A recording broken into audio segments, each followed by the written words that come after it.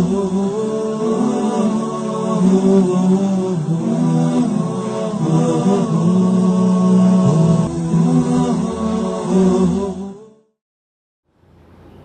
अस्सलाम वालेकुम, मैं आपका मेज़बान अतहर काज़मी आपके पसंदीदा प्रोग्राम सेहतमंद ज़िंदगी में आपका इस्तकबाल करता हूँ। आज हम गुफ्तगू कर रहे हैं इस बदलते मौसम के बारे में और इसमें होने वाली बीमारियों के बारे में। गर्मी का मौसम यकीनन बीमारियों को लेकर आता है और जब सर्दी आने लगती है तो हर डॉक्टर भी ये कहता है कि हेल्दी सीज़न आ गया। गर्मी के इस सीज़न में कौन कौन सी बीमारियाँ जो आम तौर पर अटैक करती हैं किसी इंसान पर और कैसे उससे बचा जा सकता है। आइए नाज़रीन, हम डॉक्टर उमंग खन्ना का इस्तकबाल करते हैं अपने स्टूडियो में और इस गुफ्तगू का आगाज़ करते हैं। बहुत बहुत खैर मक़दम, बहुत स्वागत डॉक्टर साहब। पहला सवाल यह है कि जो मौसम बदल रहा है जिस तरह की गर्मियों में, और गर्मियों के सीज़न में बहुत सारी बीमारियाँ आ जाती हैं, चाहे वो बच्चा हो, बूढ़ा हो, जवान हो, तो कौन कौन सी ऐसी बीमारियाँ हैं जिनको हम अपनी फेहरिस्त में अपनी किसी उसमें ले सकते हैं कि जिस पे आप बात कर सकते हैं आज इस गर्मी के मौसम में। डॉक्टर साहब, ये बहुत अच्छा सवाल उठाया आपने। मैं अपने दर्शकों को बता दूं, हमारे साथ इतने बढ़िया जो एंकर हैं वो भी डॉक्टर हैं, तो मैं इनको डॉक्टर साहब कह के ही मुखातिब करूंगा, तो आप डॉक्टर साहब मतलब समझ जाइएगा। एक बेहतरीन इंसान, और खदीजा टीवी को सबसे पहले मैं धन्यवाद दूंगा कि वो ऐसे समाज हित के कार्यक्रम करा रहे हैं। तो जब भी आप लोग बुलाते हैं मैं खिंचा चला आता हूँ चैनल की ओर। आप दीनी और जो आम इंसान के लिए फ़ायदेमंद है वो कार्यक्रम करा रहे हैं। जैसे कि आज आपने ये विषय उठाया, आपने बहुत बढ़िया विषय इस खदीजा टीवी ने आज उठाया है कि गर्मियों में कौन सी बीमारियाँ, गर्मियाँ बीमारियों का समझिए बिल्कुल हुजूम है। आप देखते होंगे, सारे दर्शक हमारे एक्सपीरियंस करते होंगे कि जब भी गर्मी होती है तो पूरे अस्पताल भर जाते हैं, अस्पतालों में बाहर तक स्ट्रेचर लग जाते हैं और मरीज एडमिट रहते हैं। तो तमाम बीमारियां गर्मियों में फैलती हैं और सभी जानते हैं कि जाड़े को हेल्दी सीजन कहा जाता है और गर्मी को बीमारियों का सीजन कहा जाता है। रही बात गर्मियों में बीमारियों की, तो तमाम बीमारियां, सबसे पहले आप लोग रूबरू होंगे कॉलरा से यानी हैजा से, जॉन्डिस आमतौर पे फैलता है, टाइफाइड आमतौर पे गर्मियों में फैलता है, चेचक यानी चिकन पॉक्स, खसरा यानी मीजल्स, हीट स्ट्रोक, स्किन की टैनिंग। उसके बाद हम आ जाते हैं तो जितने भी वाटर बार्न डिजीज़ हैं वो सारे गर्मियों में फैलते हैं और अस्पतालों को मरीजों से भर देते हैं। डॉक्टर साहब, आपने ये सारी डिटेल में बता दिया, तो हम कोशिश करेंगे कि इन सारी जो बीमारियां हैं छोटी छोटी सी बात में, ताकि हमारे नाज़रीन इस बात को समझ सकें कि कैसे किससे बचाव किया जा सकता है। सबसे पहले हीट स्ट्रोक की बात की, ये बहुत ज़बरदस्त पहलू भी है कि गर्मी के मौसम में चाहे वो कोई भी बंदा हो, जब भी बाहर निकलता तो हीट स्ट्रोक बेसिकली कैसे डिफाइन किया जाए कि ये हीट स्ट्रोक हो गया किसी बंदे को, उसके लक्षण क्या होते हैं? बिल्कुल, ये बहुत हमारे दर्शकों को इससे सावधान रहने की ज़रूरत है। हीट स्ट्रोक, जब आपके हीट में आप लगातार सन एक्सपोज रहते हैं बहुत डायरेक्ट सनलाइट से, तो वह आपके लिए घातक हो जाता है। उसी स्थिति को हीट स्ट्रोक कहते हैं, जब आपको ज़्यादा देर धूप में रहने से फटीग यानी कि वीकनेस यानी कि बेहोशी आने लगे, वही हीट स्ट्रोक की असली एक्चुअल स्थिति होती है। अब हीट स्ट्रोक हो गया, आपको फटीग आ गया, आपको बेहोशी सी, कमज़ोरी सी आने लगी, वो स्थिति जैसे ही हो तो उस समय दर्शकों को दो काम करने हैं। एक काम तो करना है आपको कि पानी ORS छाई में जाएं और जो गैर पका हुआ आम होता है, अम्बिया जिसे कहते हैं हम लोग अपनी भाषा में, कच्चा आम, उसको जो है उसके पानी को पी लें। उसको कच्चे आम को आप पानी में बॉईल करें और उसको पी लें। उसमें थोड़ा सा हींग और ज़ीरे का पाउडर डाल लें और साथ में होम्योपैथिक मेडिसिन ग्लोनाइन 30 और बेलाडोना 200 ले लें। यह दोनों दवाएं मिलके जो हीट स्ट्रोक हुआ है, जिसमें कि आपको फटीग आ गया, आपको बेहोशी सी आने लगी है और आपको एकदम से फीवर आ गया है, उस स्थिति से आप तुरंत निकल आएंगे। और ये जो आधे घंटे का गोल्डन पीरियड होता है हीट स्ट्रोक के बाद, इसके अंदर आप अपने को रिकवर कर लेंगे। डॉक्टर साहब, अब जैसे आपने बताया कि मेडिसिन भी बता दी, लेकिन हीट स्ट्रोक की कुछ चीज़ें ऐसी होती हैं कि जिसमें मिथ होते हैं और बहुत सारी मेडिकल साइंस की ये एक बड़ी सितम ज़रीफ़ी कह सकते हैं कि लोग जो है बहुत जल्दी मेडिसिन बताने लग जाते हैं। तो हम हीट स्ट्रोक के बारे में ये, क्या इस हीट स्ट्रोक के बाद किसी इंसान को इस हालात में भी पहुंच सकता है कि उसमें मौत भी हो सकती है? जी हाँ, कोमा तक व्यक्ति पहुंच सकता है। इसीलिए मैंने कहा जो आधे घंटे का पीरियड होता है वो बड़ा क्रिटिकल होता है। जैसे ही किसी व्यक्ति को बेहोशी सी आने लगे धूप से, वो समझ जाए कि उसको हीट का स्ट्रोक पड़ा है। स्ट्रोक मीन्स अचानक आपके सिम्टम आ गए और उसको तुरंत उसका मैनेजमेंट ज़रूरी है। आप उसके सर पे पट्टी भी रख सकते हैं, आप उसको खूब ORS पिला सकते हैं और उसको रेस्ट की मुद्रा में छाई में रख सकते हैं। इस तरह आप हीट स्ट्रोक से निकल जाएंगे। इस हीट स्ट्रोक में बॉडी के ऑर्गन्स कौन कौन से इन्वॉल्व हो जाते हैं जिसकी वजह से आदमी कोमा में या मौत तक हो सकती है? सबसे पहले तो इसमें ब्रेन इन्वॉल्व हो जाती है। आपका ब्रेन इन्वॉल्व होने से जब ब्रेन में आपको हीट स्ट्रोक का असर आता है, जो ब्लड का फ्लो होता है वो बहुत तेज़ बॉडी में रश करने लगता है ब्रेन की तरफ, और वही स्थिति बेहोशी की और हीट स्ट्रोक की स्थिति होती है। और जो ब्लड प्रेशर वाले हमारे मरीज़ हैं, अगर किसी को ब्लड प्रेशर है तो उसको ख़ास तौर से धूप में, अब जो धूप आने वाली है, इस बार मौसम विभाग से उत्तर प्रदेश में प्रिडिक्टेड है कि मानसून बहुत कम होगा और हीट वेव्स आएंगी। तो इस मौसम में आपको अपने को धूप से बचाना है, क्योंकि हीट स्ट्रोक का बचाव धूप से बचना ही है। तो आप डायरेक्ट सनलाइट से बचें। और बहुत से हमारे युवा लोग, मार्केटिंग के लोग होते हैं जिनको मजबूरन धूप में निकलना ही पड़ता है, तो वो लोग अपने साथ पानी लेके चलें। सर पे अगर महिला है तो स्कार्फ ज़रूर बांध ले, और पुरुष है तो कैप ज़रूर लगा ले। और कोशिश करें कुछ ऐसा रूट करें कि सुबह सुबह अपना काम निपटा ले। एक होता है कि आपको मान लीजिए आपके सामने टारगेट है, तो एक होता है कि आप थोड़ा घर से देर से उठे, देर से आपने खाना खाया, देर से आप निकले, और जब आप 12-1 बजे तक निकले तो उस समय बिल्कुल आप डायरेक्ट सनलाइट, जब धूप बिल्कुल सर के ऊपर होती है, आप उस पर एक्सपोज हो गए होते हैं। तो आप कामों को उससे पहले निपटा लें। और जो बच्चे स्कूल जाते हैं, जाहिर सी बात 1-2 बजे स्कूल छूटते हैं, उसमें कई ये होता है, बहुत से बच्चे रिक्शे से जाते हैं, तो कुछ रिक्शों पे तो हुड होता है, लेकिन कुछ रिक्शों पे ज़्यादा सवारियां बैठाने के कारण या हुड ख़राब होने के कारण बिल्कुल बच्चे ऐसे धूप में होते हैं, और कभी कभी रिक्शे वाले भी गलत करके बच्चों से ही धक्का लगाते हैं। तो आप लोग गर्मियों में, सारे दर्शक, खदीजा टीवी के जो दर्शक हमको सुन रहे हैं, वहाँ लोग अपने बच्चों को, रिक्शे वालों को हिदायत दे दें कि बच्चा हुड को सही कराएं, हुड को ढकवाएं, क्योंकि जाम लगता है। आप देखते होंगे, अगर हम लखनऊ की बात करें तो चाहे लामाटीनियर चौराहा हो, जब बच्चा लामाटीनियर से, सेंट फ्रांसिस से, कैथीड्रल से, उस जोन से छूटता है तो पीछे का जो लामाटीनियर का चौराहा होता है वहाँ पे जाम लगता है। उसके बाद डालीगंज पे आके जाम लगता है। बहुत से पुराने लखनऊ के हमारे दर्शक सुन रहे होंगे, तो ये रूट है जहाँ पर जाम लगता है। कचहरी वाले तिराहे पर जाम लगता है। तो रिक्शे का हुड को सही कराएं, और रिक्शे वालों को थोड़ी हिदायत दें कि वो बच्चे को थोड़ा रोक ले, चाहे रिक्शे को छाँव में ही रोके, क्योंकि वो बहुत बड़ा फैक्टर है। 2-2 घंटा जाम लगा रहता है, और उसके बाद अगर बच्चा धूप में है तो हीट स्ट्रोक की संभावना बहुत प्रबल है। डॉक्टर साहब, अब बच्चे की बात की, तो हीट स्ट्रोक में एज फैक्टर कितना काम करता है? यानी बच्चों के लिए कितना नुकसानदेह और ये एडल्ट्स के लिए कितना नुकसानदेह? ये किसी के लिए भी नुकसानदेह है।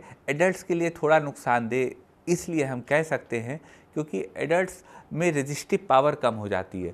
बच्चे तो न्यूट्रलाइज होते हैं, मॉइस्चराइज होते हैं, अच्छे से खाते पीते हैं अपना थोड़ा, लेकिन बुजुर्ग लोगों में तो हीट स्ट्रोक की बहुत संभावना है, क्योंकि उनको तमाम बीमारियां पहले से घेरे होती हैं। आपको पहले से डायबिटीज़ है, आपको पहले से ब्लड प्रेशर है, उसके ऊपर आपको गर्मी का हीट स्ट्रोक पड़ गया तो बहुत गलत है। अच्छा डॉक्टर साहब, अब हम बात करते हैं इस समस्या को, आपने मेडिसिन भी बता दी है उसकी, और ख़ास तौर से तो प्रिकॉशंस जो हैं वो क्या माने रखते हैं, और किस तरीके से पानी, फूडिंग, इन सब चीज़ों पे ध्यान रखना चाहिए ताकि इस सब चीज़ों को लेकर बचाव किया जा सके हीट स्ट्रोक? देखिए, हीट स्ट्रोक और तमाम बीमारियों से जो गर्मियों में होती हैं, उनके लिए सबसे ज़रूरी यही है कि कुदरत आपको इशारा करती है, आप उस इशारे को समझें। कुदरत आपको क्या इशारा करती है? कुदरत आपको इशारा करती है कि आप रसदार फल आते हैं। आपने देखा होगा गर्मियों में संतरा आता है, गर्मियों में मौसमी आती है, गर्मियों में लौकी आती है, गर्मियों में तोरई आती है। फल और सब्जियां रसदार होती हैं। तो ये कुदरत ये इशारा कर रही है कि आप रसदार फल और सब्जियां लें। आप जो है वो ना, तो शरीर में पानी की कमी ना होने दें, पहली बात। दूसरी बात, जब कहीं से गुजरें तो छाँव वाली जगह से गुजरें।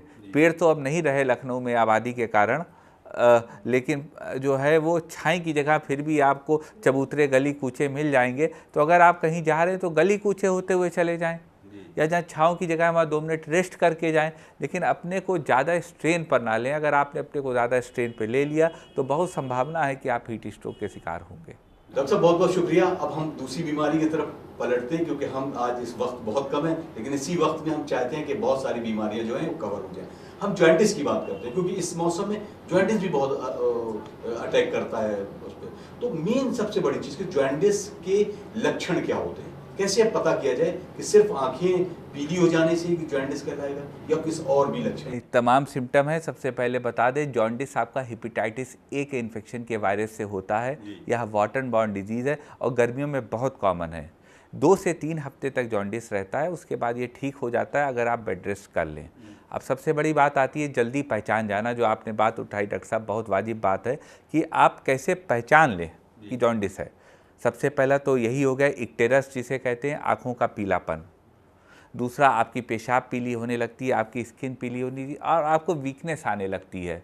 तो इसके लिए बहुत आसान है। जॉन्डिस बेसिकली लिवर का इन्फ्लेमेशन होता है। जब लिवर सेल्स का इन्फ्लेमेशन हो जाता है तो उसको जॉन्डिस कहते हैं। इसके लिए बहुत आसान जांच है, 150 रुपये की जांच होती है, 200 रुपये की। आप एक लिवर फंक्शन टेस्ट या सीरम बिलिरुबिन करा लें।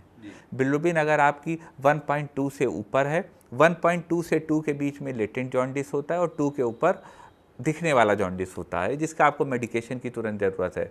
तो आप इसको अगर आपके स्किन में येलोइशनेस आ रही है, आपकी आंखों में 2-4 लोग टोक रहे हैं भाई बड़ा पीलापन है, तो आप एक बिलिरुबिन की जांच करा लें। उसमें देख लें अगर बिलिरुबिन आपकी 2 mcg के ऊपर है तो आप जान लें कि आपको जॉन्डिस है और आपको इसके इलाज की तुरंत ज़रूरत है।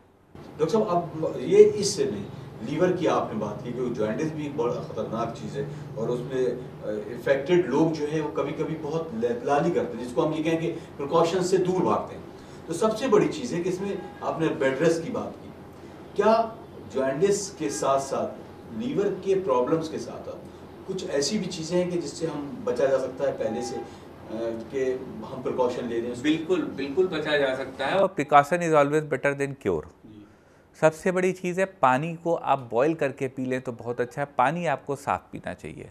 दूसरी बात ये हो गई, चिकनाई का खाना गर्मियों में ख़ास तौर से कम कर दीजिए, क्योंकि जो फैट होता है उसका एसिमुलेशन लिवर में होता है और लिवर पे उससे जोर पड़ता है, जूसेस रिलीज़ होते हैं। तीसरी बात हो गई कि आप खूब पानी पिएँ और अगर ज़रा भी वीकनेस लगे तो आप रेस्ट कर लें। और ये 3-4 तरह का हेपेटाइटिस, बेसिकली मैं यहाँ पे हेपेटाइटिस का मुद्दा ला के दर्शकों को उसको भी अवेयर कर देना चाहूँगा। हेपेटाइटिस ए, बी, सी, ये 3 मेन हेपेटाइटिस होते हैं। हेपेटाइटिस ए जॉन्डिस होता है। आप ये भी समझ लें, कंफ्यूज रहते हैं बी, सी, और आप लोग, मुझे पता है कि इसमें कंफ्यूज रहते हैं। हेपेटाइटिस ए जॉन्डिस होता है, हेपेटाइटिस बी और सी होता है। हेपेटाइटिस बी लिवर सिरोसिस को कॉज करता है और कैंसर को करता है, और हेपेटाइटिस सी फेटल होता है। तो हेपेटाइटिस बी का कोई वैक्सीन नहीं है, हेपेटाइटिस सी का वैक्सीन है, हेपेटाइटिस ए का भी कोई वैक्सीन नहीं है। चलिए, हम आप इस पे किसी दिन और डिस्कस करेंगे हेपेटाइटिस के बारे में स्पेशली, लेकिन हम क्योंकि बात कर रहे हैं जॉन्डिस के बारे में, तो डॉक्टर साहब अब इसमें हम बात करते हैं फूड के बारे में, फूडिंग। और आपने बताया कि पानी, तो जाहिर सी बात है कि इस मौसम में सबसे बेहतरीन चीज़ है कि पानी साफ और फिल्टर और सही तरह से पिया जाए। तो फूडिंग के बारे में आप क्या बताएं? फूडिंग के बारे में हम बस यही सबसे बड़ी बात जो आपने कही डॉक्टर साहब, कि जो है पानी बहुत साफ़ पिएं, इससे आप टाइफाइड से भी बच जाएंगे। मैं बीच में टाइफाइड का भी मुद्दा ले आता हूँ, इसी के बीच में दोनों को कंबाइन कर देता हूँ। टाइफाइड भी गर्मियों में बहुत फैलता है, आप लोग विडाल कराते हैं और देखते हैं वो पॉजिटिव होता है। तो अगर आप पानी साफ़ पी रहे हैं तो आप जॉन्डिस से भी बचेंगे और आप टाइफाइड से भी बचेंगे। यहाँ पर मैं टाइफाइड का सिम्टम बता दूँ आप लोगों को, नॉर्मल बुखार और टाइफाइड में फ़र्क बता दूँ यहीं पर, क्योंकि ये गर्मियों की बीमारी है। टाइफाइड का बुखार शाम को चढ़ता है, सुबह 11 बजे तक रहता है और स्टेप लैडर फैशन में उतर जाता है, यानी थोड़ा बढ़ता घटता। हाई ग्रेड 103-104 फीवर होता है, पेट में बहुत दर्द होता है जो कि नॉर्मली रात में होता है। ये है सैल्मोनेला टाइफाई बैक्टीरिया के कारण होने वाला टाइफाइड फीवर। तो दोनों वाटर बॉर्न डिजीज़ हैं। पानी अगर आप साफ़ पीते हैं तो आप इससे बच जाएंगे। और यहाँ पे मैं तीसरी बीमारी भी साथ ले आता हूँ। मैं चाह रहा हूँ, डॉक्टर साहब ने हमको कह रखा है समय बड़ा कम है, लेकिन मैं अपनी बात को कहने से नहीं रोक पा रहा हूँ। तीसरी बात यहीं पे मम्प्स आ जाती है। गर्मियों में एक डिजीज मम्प्स भी होता है, ये भी वाटर से होता है। जब आपके टॉन्सिल्स में इन्फेक्शन हो जाता है, सलाइवरी ग्लैंड में, सॉरी दर्शक कंफ्यूज रहते हैं टॉन्सिल और सलाइवरी ग्लैंड में। अगर आपके सलाइवरी ग्लैंड में इन्फेक्शन हो जाता है, जिसको कि पैरोटिड ग्लैंड कहते हैं, तो वो आपका मम्प्स होता है। यह भी पानी से होता है। अब 3 बातें होंगी, जॉन्डिस, टाइफाइड और मम्प्स। तो आप साफ पानी पिएं। तो कान के नीचे यहाँ पे जो आपको स्वेलिंग महसूस हो कभी, तो उसको टॉन्सिल से कंफ्यूज ना करें। ये आपके पैरोटिड ग्लैंड की स्वेलिंग है जो कि मम्प्स कहलाती है। यह भी आपको इसी से होता है, गर्मियों में होता है और पानी से होता है और 103 बुखार होता है। लेकिन मम्प्स का बुखार पूरे दिन रहता है और टाइफाइड का बुखार केवल रात में रहता है, सुबह ये उतर जाता है। मम्प्स के बुखार में पेट में दर्द नहीं होता है, टाइफाइड के बुखार में पेट में बहुत दर्द होता है।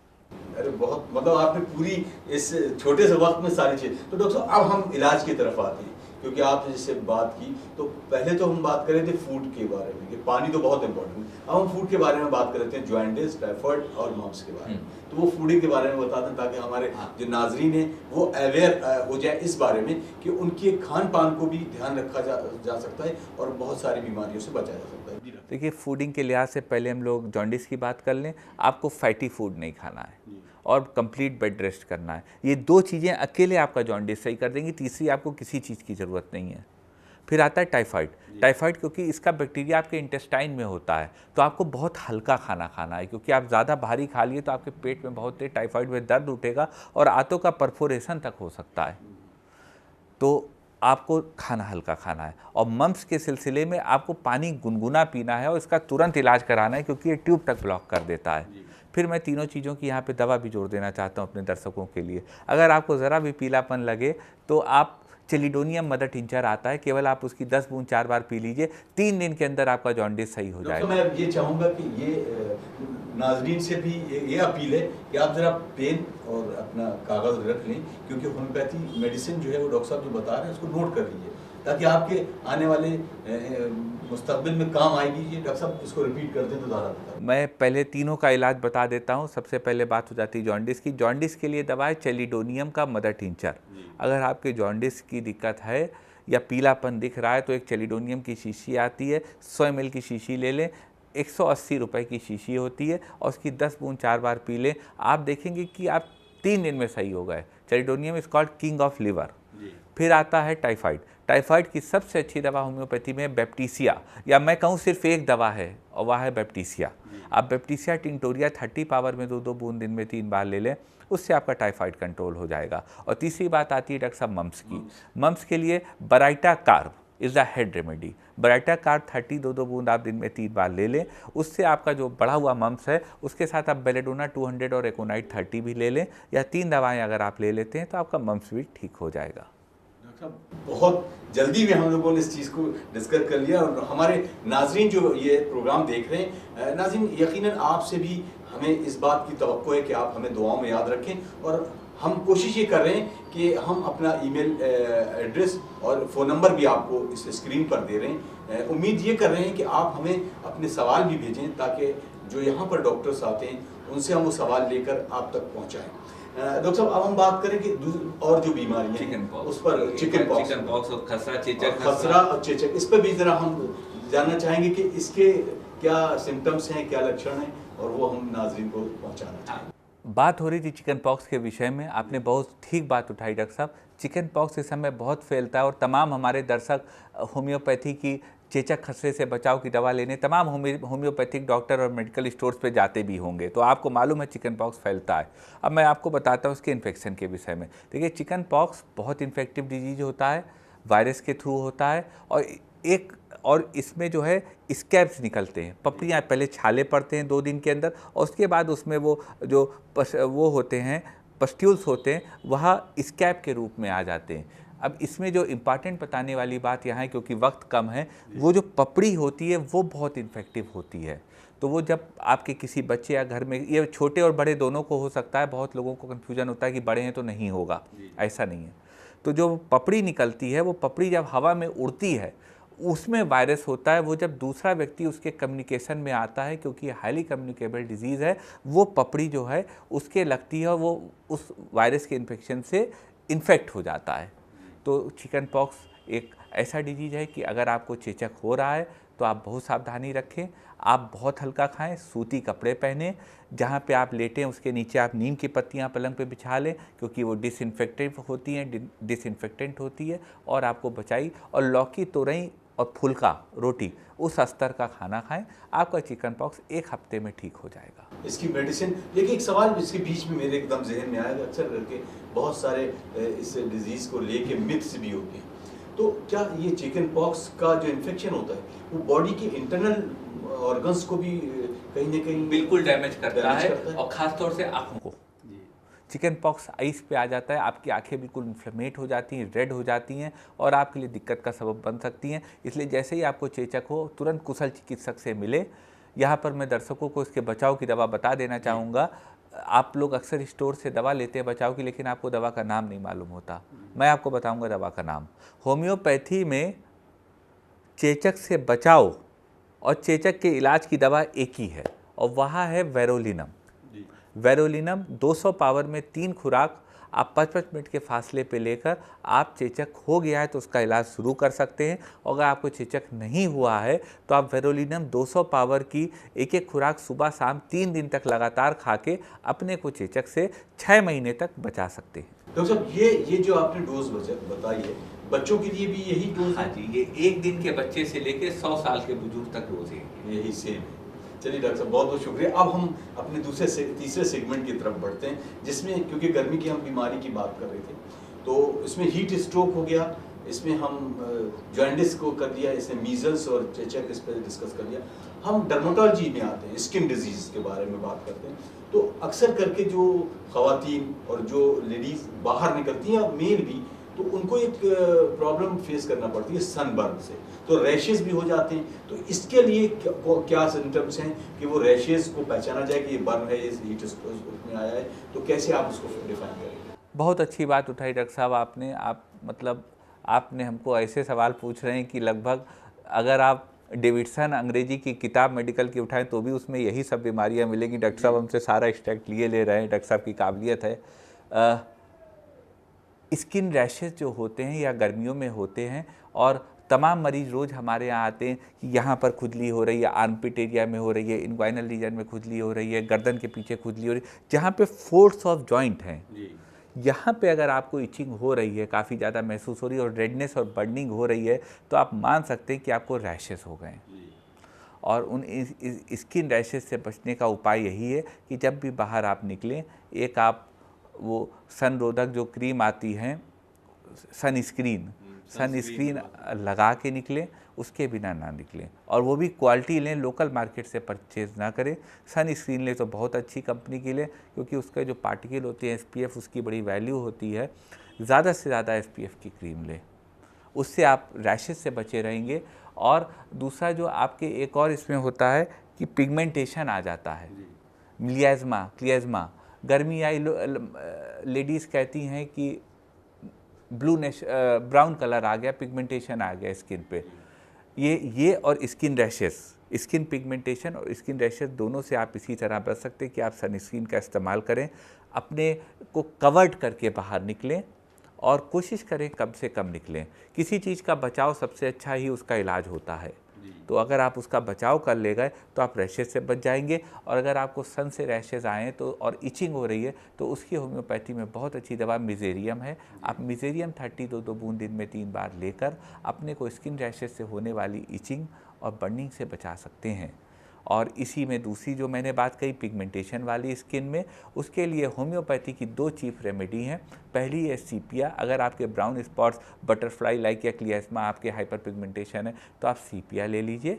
सीपिया 30 पावर में दिन में 3 बार 1 महीने तक ले लीजिए। और साथ में आप कॉलोफाइलम ले लीजिए। अगर आप यह 2 दवा ले रहे हैं तो आपका बहुत उम्मीद है कि आपका ये 1 महीने में ब्राउन पिगमेंटेशन फेड ऑफ हो जाएगा। अच्छा, इसमें अब बिल्कुल एकदम मेरे जहन में ये आया कि होम्योपैथी में कुछ ऐसा भी है कि ऑइंटमेंट या लोकल जो कहते हैं हम, जहाँ पे सरफेस पे एक्सटर्नल यूज़ करने के लिए, तो कोई ऐसी क्रीम या कोई लोशन इस तरह का आता है? मैं किसी अच्छे लोशन को अच्छा नहीं मानता। मैं ये कहता हूँ अगर आपके स्किन रैशेज हुए हैं या आपके हाइपर पिगमेंटेशन हुआ है, आप 4000 का ट्यूब लगा लीजिए तो भी आप ठीक नहीं होंगे। ठीक होंगे आप दवा से और मैनेजमेंट से और अपने खान पान से। गर्मियों में फिर बात को करते हुए कहूँगा कि पुदीना, धनिया, अमिया, जो कच्चा आम होता है, यह सब गर्मी से बचने के सबसे अच्छे उपाय हैं।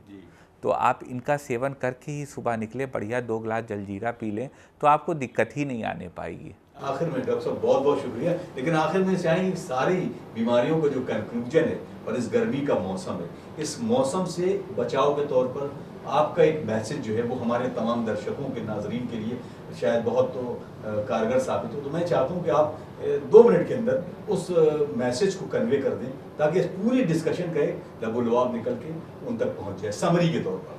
बहुत सही बात डॉक्टर साहब। मैं डॉक्टर साहब के माध्यम से और खदीजा टीवी के माध्यम से अपने दर्शकों से कहना चाहूँगा कि prevention is better than cure.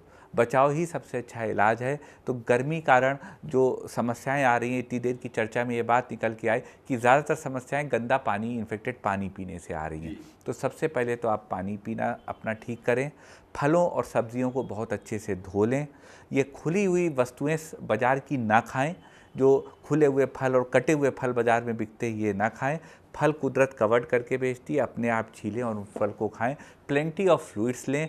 कच्चा आम, ज़ीरा पाउडर, पुदीना, हींग, यह सब आपको गर्मी की दवाएं हैं, आपको गर्मियों से बचाएंगी। अपने पेट को हल्का रखें। भूख से 2 रोटी कम खाएं, 2 रोटी ज़्यादा ना खाएं। और अपने को बहुत हाइड्रेटेड रखें। 2 टाइम नहाएं और धूप से आते ही तुरंत ना नहाएं। थोड़ी देर अपने शरीर को ठंडा करने के बाद नहाएं। और साथ में एक बात और मैं कहना चाहूँगा कि चिल्ड चीज़ों का जो फैशन है इसमें ना पड़ें। आपके जोड़ों के दर्द के लिए जो आप chilled cold drink, chilled water, chilled weather, यह आपके लिए बहुत नुकसानदेह है। थोड़ा ठंडा पानी पी लें, उतना ठंडा पानी पिएं जो आपके रूम टेम्परेचर जितना हो, गर्म ना हो, लेकिन आप चिल्ड पानी ना पिए। अगर आप ये करेंगे तो आपका डाइजेशन भी ख़राब होगा और आपके जोड़ों में दर्द भी अगला जो आने वाला जाड़ा है उसमें बढ़ेगा। इतना मैं अपने दर्शकों के साथ कहना चाहूँगा। और गर्मी भी एक मौसम है, हिंदुस्तान है, यहाँ पे चारों सीज़न इतने अच्छे पड़ते हैं, ये भी एक बड़ी खुशी की बात है। आप चारों का एंजॉय करें, लेकिन थोड़ा सावधानी के साथ। बहुत बहुत शुक्रिया डॉक्टर साहब, आपने बहुत सारे कम वक्त में और बहुत सारी बीमारियों को कवर करके पूरी इन्फॉर्मेशन आई थिंक दे दी है। और उम्मीद करते हैं कि हमारे नाजरीन भी इससे ज़रूर फ़ायदा उठाएंगे।